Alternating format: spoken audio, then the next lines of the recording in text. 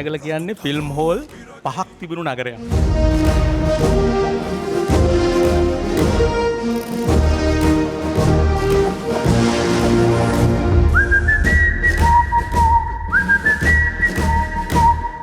Film එක ඉවර වෙනකොට ඒගොල්ලෝ තිරෙන් එළියේ ඉන්නවා දකිනකොට අපිට ඒ ගැන හරිම සතුටක් දැනුනේ. ළමයිට බාධා කරන්නේ නැති ඒගොල්ලන්ගෙන් එන්ජොයි කරන මෙයාට ෆීලිංගස් තියෙන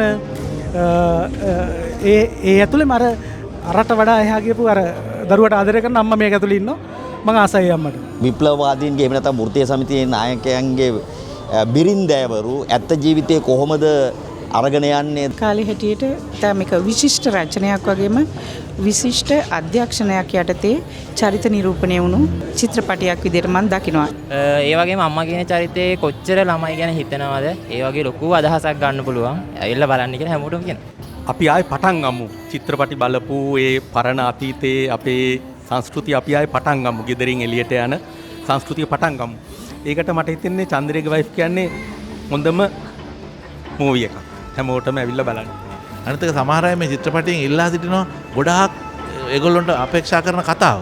ඒක නෙමෙයි. මේ කතාවෙන් කියන දේ එක අපි එළියේ කතාව හදමු කියන එක.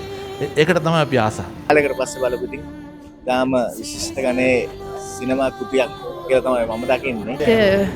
මාරයි. ඇත්තටම ලස්සනයි. චන්ද්‍රේගේ වයිෆ් හැමෝටම ඉතින් එන්න කියලා කියනවා බලන්න. ඇහැට කඳුලක් ගෙනන හරි අපූර්ව කතාවක්. ප්‍රේක්ෂකයන් හැඟීම් භාව පූර්ණව මුසපත් කරන්නට සමත් වූ චිත්‍රපටියක් කියලා තමයි මම සලකන්නේ. කාලෙකින් බලපු හොඳ මූවි එකක්. මම මූවිස් බලන හුඟක් අඩුයි. හුඟක් තෝරලා බේරලා බලන්නේ. කියන්න තියෙන්නේ අන්තිමට හැට කඳුලක්. ඉතින් හරි සන්තෝෂයි.